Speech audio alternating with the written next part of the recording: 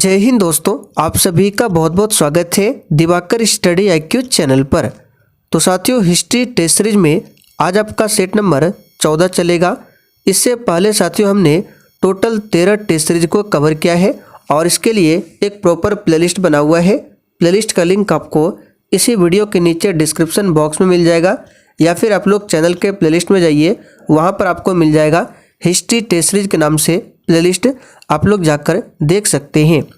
तो साथियों, आज हम लोग सेट नंबर 14 में टोटल 30 अति महत्वपूर्ण प्रश्नों को कवर करेंगे, जो कि सभी प्रतियोगी परीक्षाओं के लिए काफ़ी ज़्यादा इम्पोर्टेंट रहेगा।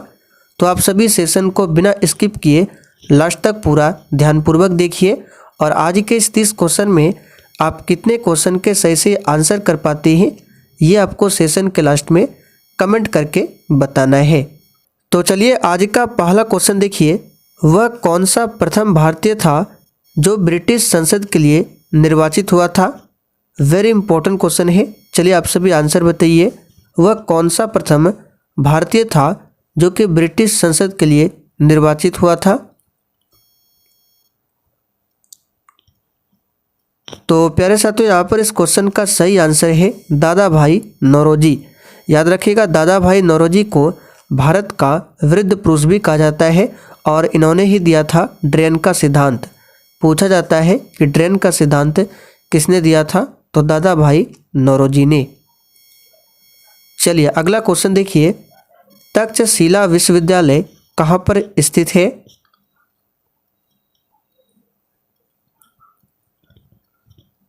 तो साथियों, यहाँ पर क्वेश्चन नंबर 2 के लिए आंसर है पाकिस्तान में।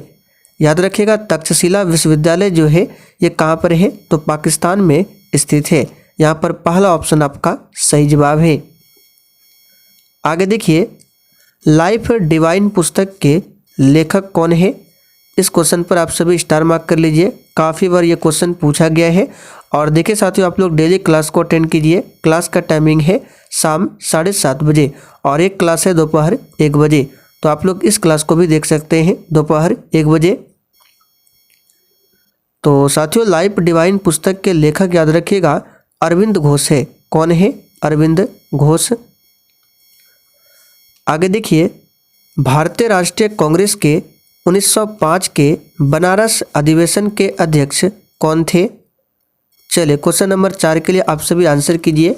और साथियों, जैसे कि अभी हमने आपको बताया, आज से पहले टोटल 13 टेस्ट सीरीज हो चुका है हिस्ट्री में और सभी क्लास का PDF आंसर के साथ एप्लीकेशन पर अपलोड कर दिया गया है। हमारा एप्लीकेशन आपको मिल जाएगा प्ले स्टोर पर, सक्सेस वर्ल्ड MCQ नाम से। इसको डाउनलोड कर लीजिए, लिंक आपको डिस्क्रिप्शन बॉक्स में मिल जाएगा। और इसके बाद आपको इस वाले कोर्स को परचेज कर लेना है। आज से पहले जितने भी क्लास कराए गए हैं सारे क्लास के PDF आंसर के साथ इस कोर्स में आपको मिल जाएगा। तो साथियों, 1905 में बनारस अधिवेशन हुआ था और इस अधिवेशन के अध्यक्ष थे गोपाल कृष्ण गोखले और इन्होंने ही 1905 में सर्वेंट ऑफ इंडिया सोसाइटी की स्थापना भी किया था। चलिए आगे देखिए, दिल्ली के किस सुल्तान को इतिहासकारों ने विरोधों का मिश्रण बताया है?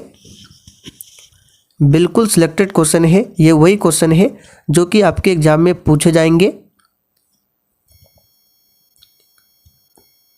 तो यहाँ पर क्वेश्चन नंबर 5 के लिए आंसर है मोहम्मद बिन तुगलक। इनको इतिहासकारों ने विरोधों का मिश्रण बताया है।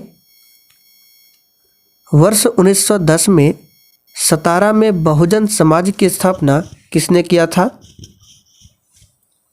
चलिए क्वेश्चन नंबर 6 के लिए आंसर कीजिए और आज देखते हैं आप लोग 30 क्वेश्चन में कितने क्वेश्चन बना पाते हैं और कमेंट करके बिल्कुल ईमानदारी पूर्वक अपना अपना स्कोर बताना है। तो साथियों, वर्ष 1910 में सतारा में बहुजन समाज की स्थापना जो है ये मुकुंदराव पाटिल ने किया था। किसने? मुकुंदराव पाटिल। भारत में लॉर्ड कर्जन के प्रशासन की तुलना औरंगजेब से किसने किया था?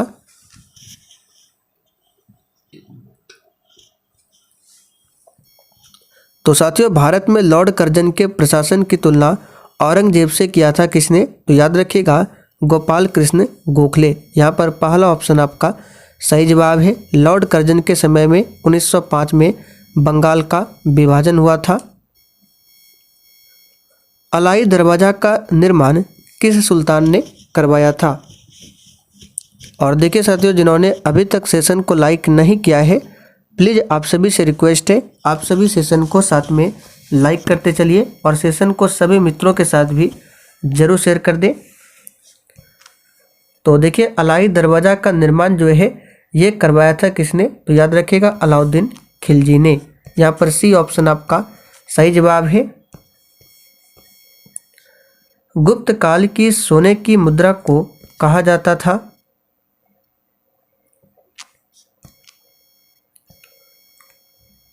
तो साथियों, गुप्त काल में सोने की जो मुद्रा हुआ करता था उसको कहा जाता था दिनार, और गुप्त काल में जो चांदी के सिक्के थे इसको कहा जाता था रूपक। क्या कहा जाता था? रूपक।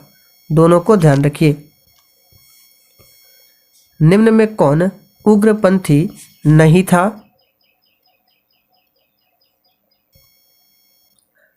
तो साथियों, बाल गंगाधर तिलक, मदन मोहन मालवीय, उधम सिंह, ये तीनों उग्रपंथी थे, जबकि गोपाल कृष्ण गोखले उग्रपंथी नहीं थे। गोपाल कृष्ण गोखले महात्मा गांधी के राजनीतिक गुरु थे। यह कथन भारत और इंग्लैंड के आर्थिक हित प्रत्येक क्षेत्र में टकराते हैं किसका है?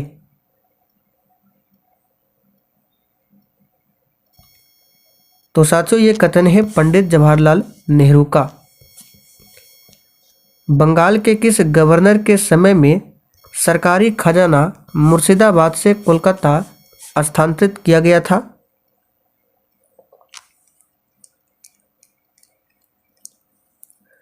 तो साथियों, इसका सही जवाब है वॉरेन हेस्टिंग के कार्यकाल में। इसके कार्यकाल में सरकारी खजाना जो है मुर्शिदाबाद से कोलकाता स्थानांतरित किया गया था। कैप्टन विलियम हॉकिंस किस जहाज से भारत आया था?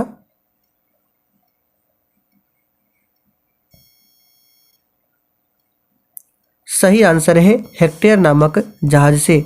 यहाँ पर पहला ऑप्शन आपका सही जवाब है। आप लोग कमेंट करके बताइए, विलियम हॉकिंस भारत में किसके दरबार में आया था? प्राचीन भारत में निम्नलिखित में से कौन सी एक लिपि दाईं ओर से बाईं ओर लिखी जाती थी?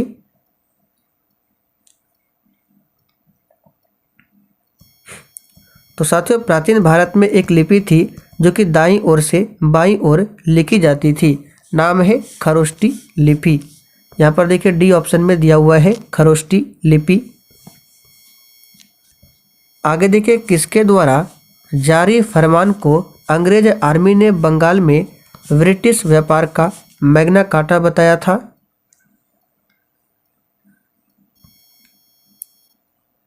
सही आंसर है फर्रुखसियर द्वारा जारी फरमान को। इसके द्वारा जारी फरमान को अंग्रेज आर्मी ने बंगाल में ब्रिटिश व्यापार का मैग्ना कार्टा बताया था। चलिए आगे देखिए, कुतुब मीनार के कार्य को किसने पूरा किया था?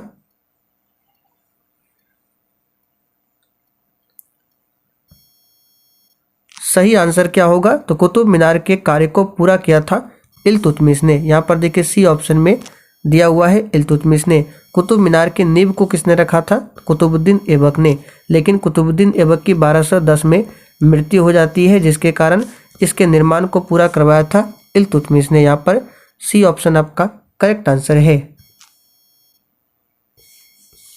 बुद्ध ने सबसे अधिक उपदेश कहाँ पर दिए थे?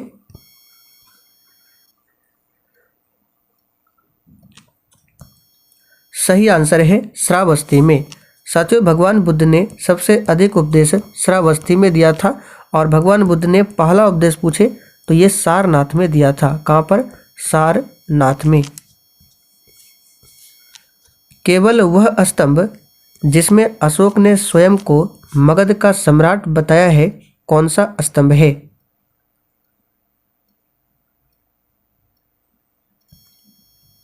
सही आंसर है भाब्रू स्तंभ। साथियों, भाब्रू स्तंभ में अशोक ने स्वयं को मगध का सम्राट बताया है।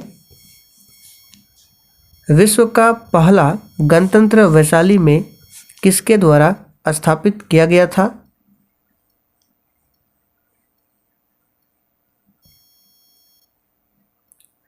सही आंसर है लिच्छवी के द्वारा। साथियों, लिच्छवी के द्वारा विश्व का पहला गणतंत्र वैशाली में स्थापित किया गया था।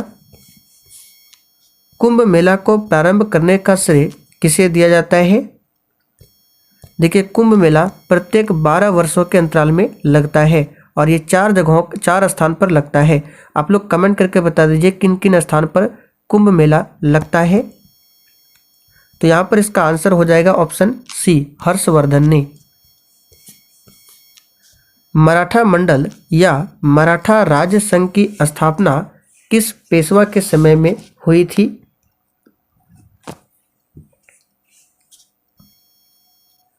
सही आंसर है बालाजी विश्वनाथ के समय में। गडकरी विद्रोह जो कि साथियों 1844 में हुआ था, इसका केंद्र कहां पर था?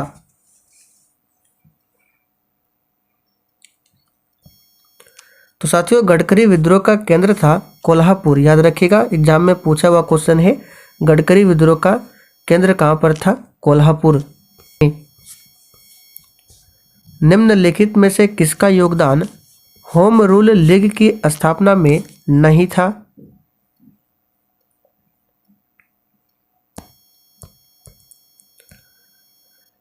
सही आंसर है एस सुब्रमण्यम अय्यर का। बाकी बाल Gangadhar Tilak, Annie Besant, T.S.. Olcott, इन सभी का इसमें योगदान था होम रूल लीग की स्थापना में। कबीर के गुरु कौन थे? चलिए 25 के लिए आंसर बताइए। कबीर के गुरु कौन थे? सही आंसर है रामानंद। साथियों, रामानंद कबीरदास के गुरु थे। भारतीय राष्ट्रीय कांग्रेस के साथ इंडियन एसोसिएशन का विलय कब हुआ था?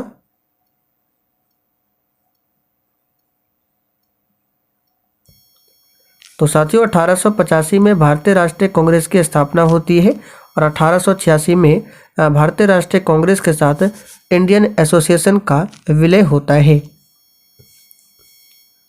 1996 में बनी अंतरिम सरकार में राजेंद्र प्रसाद के पास कौन सा विभाग था?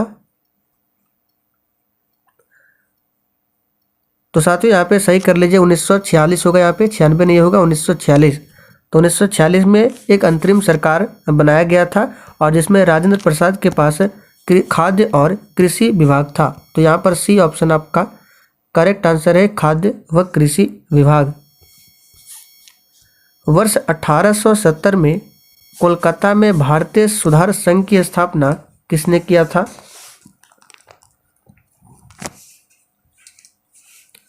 तो साथियों 28 के लिए यहाँ पर आंसर हो जाएगा केशव चंद्र सेन ने।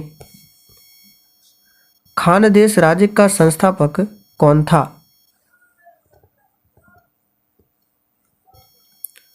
तो देखिए साथियों, खानदेश राज्य का संस्थापक मलिक रजा फारूकी को माना जाता है। यहाँ पर पहला ऑप्शन आपका करेक्ट आंसर है, मलिक राजा फारूकी। आखिरी क्वेश्चन है, दीन बंधु के नाम से कौन विख्यात था? अब देखिए इस क्वेश्चन में बहुत सारे बच्चे अक्सर गलत कर देते हैं। एक है दीन बंधु और एक होता है देश बंधु। तो यहाँ पे दीन बंधु पूछा गया है, आंसर होगा C.F. एंड्रूज। और देश बंधु पूछे तो चित्तरंजन दास, दोनों अलग है। दीन बंधु C.F. एंड्रूज और देश बंधु चित्तरंजन दास। तो चलिए साथियों, आज के लिए इतना ही। अब आप लोग ईमानदारी पूर्वक कमेंट करके बता दीजिए आपने आज के इस 30 क्वेश्चन में कितने क्वेश्चन के सही आंसर दिए हैं।